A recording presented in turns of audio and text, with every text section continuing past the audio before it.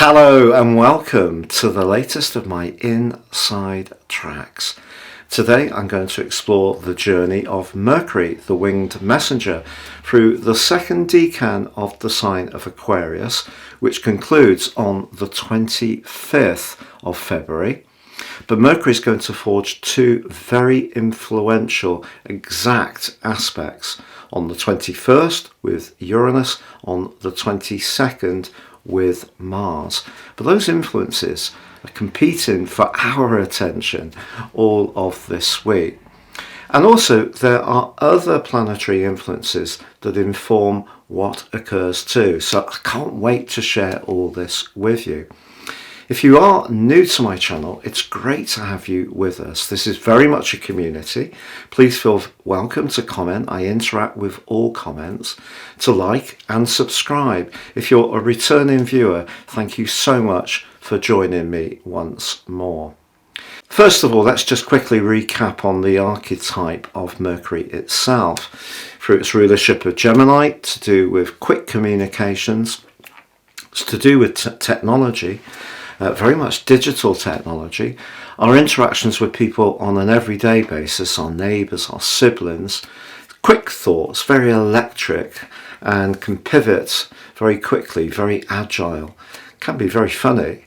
And through the sign of Virgo, very much to do with precision, meticulousness, providing help to others, services, being conscious of virtue around what we eat and drink. So Mercury in Virgo is much more to do with the practical outcome, whereas Mercury through Gemini much more to do with the communicational vibe. Now, because the sign of Aquarius is an air sign, like Gemini, that's sharing the air tropicity. So this is very much about communication. So the first big tension point occurs on Tuesday the 21st of February, but it occurs quite late at night at 10:22 p.m. Universal Central Time. This is an electric clash because this almost is a repetition of the Uranus-Saturn square, which has dominated us all so powerfully over the last couple of years. But where Saturn is very laborious and slow and asks us to be very patient and diligent and go through things in a very thorough, systematic way, Mercury, of course, is very much faster on its proverbial feet. So the clash with Uranus here in terms of the solar wheel, with Uranus in house 2 and Mercury in house 11, as I'm sharing on the screen now, it's very much about higher values, which is where Mercury is contained. So this is a lot of discussion about what people need as a community. The second house is about everyday money, self-worth, but it can also be to do with foundations. And we've seen a lot of costs increase in a very dramatic way, very Uranian. Things have been very unsettled around everyday finances. And the clash with Mercury suggests that there can be more discontent vocalized about any injustices that are going on. But also this particular influence reminds me of that old saying that business and pleasure should be kept very much apart, because the 11th house is friendships, and it's also a very idealistic location, whereas Taurus is very much in the real world. So that's something to consider. But I think we could find ourselves quite highly strung today. And if you are experiencing a headache or a migraine or feel very restless, it would be understandable. But the other thing to consider is that when these two come into their exact square, and their period of influence goes on pretty well all this week, to be honest, within 3 degrees, well, the Moon and Neptune are in a conjunction in Pisces. Now, of course, Pisces is ruled by Neptune, so you'd think that's a good thing, but the Moon applying to Neptune can create a real sense of confusion.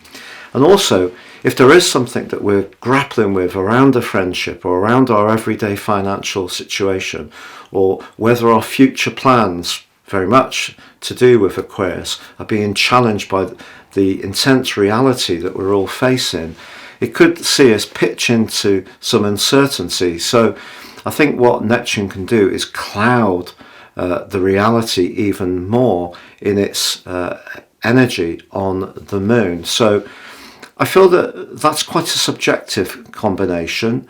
So if we are feeling on edge, or there's a disagreement today, the chances are by the end of the day we could be feeling quite uncertain about how this can play out. Well, I bring you good news, because by the next day we have a glorious link between Mercury and Mars, which becomes exact, and this is at 8:13 p.m. Now, because they're mutually receptive, Mercury governs the sign of Gemini, and Mars is hosting the energy of Mercury in the sign of Gemini. And of course, Mercury itself is, as I mentioned before, the ruler of the second decan of Aquarius and exalted in that sign. So I feel the energy that goes between the two is fast, quick, authoritative, passionate. So if there's something that we do feel clearer about by the middle of this week, this influence is certainly supporting us. But there's also an accompanying cast, and that is in the guise of the moon again, but this time it's moved on to join up with Venus in the sign of Aries. Now, of course, Venus in Aries, it's technically debilitated, but this is a lovely conjunction supporting the energy of Mercury's angle to Mars. So however much things feel very, very tense on Tuesday, by Wednesday we can start to see the ways in which we can navigate our path forwards. Or there could be someone who's very encouraging, very passionate. We could also find that some humour comes into the situation. Of course, Mars in Gemini has been causing some mischief. It's still not emerged from shadow. It doesn't do so, its post-retrograde shadow, until the 15th of March. And it is or has been squaring all through October, November and the first week of December Neptune, and that's repeated in weeks 2 and 3 in March. So Mars hasn't been an easy influence, and in a more technical sense it's also known as out of bounds at this point in its journey. I won't go into that on this occasion, but just to say I feel that this particular influence is very enlivening, very upbeat, very fresh. So even if something on Tuesday feels really out of kilter, tense and confusing, by the next day things can look a lot brighter.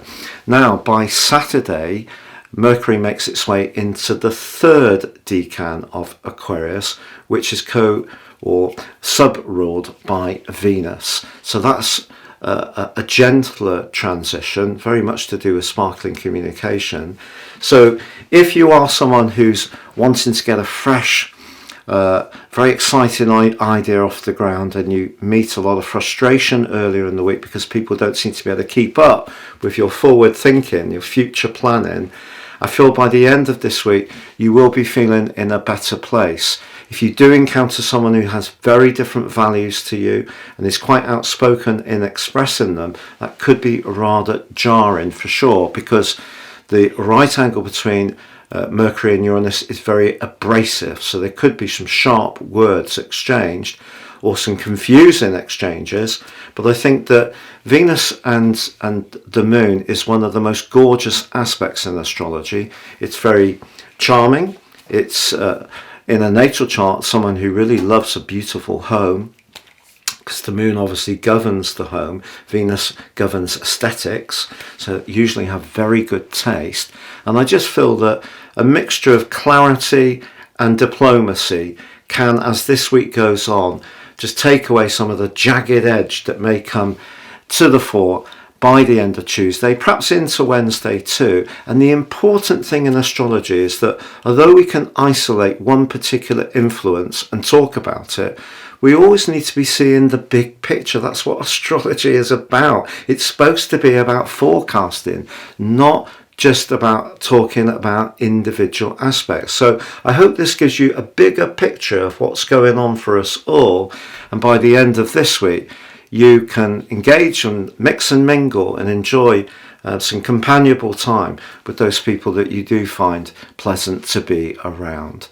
It's been a real pleasure being with you. Just to say, if you would like to learn a lot more about natal astrology, if you give me 3 pieces of your personal birth data of time, date and place of birth, I can provide you with your life roadmap report, which will give you a much greater intimate relationship with some of the repeating patterns you've experienced in your life. But also within this, with my 30% off offer, you can also get your 12-month forecast, which will provide searing insights of what to expect in the time ahead. Please see the link below for more, and please feel very welcome to comment, like or subscribe. Thank you and goodbye.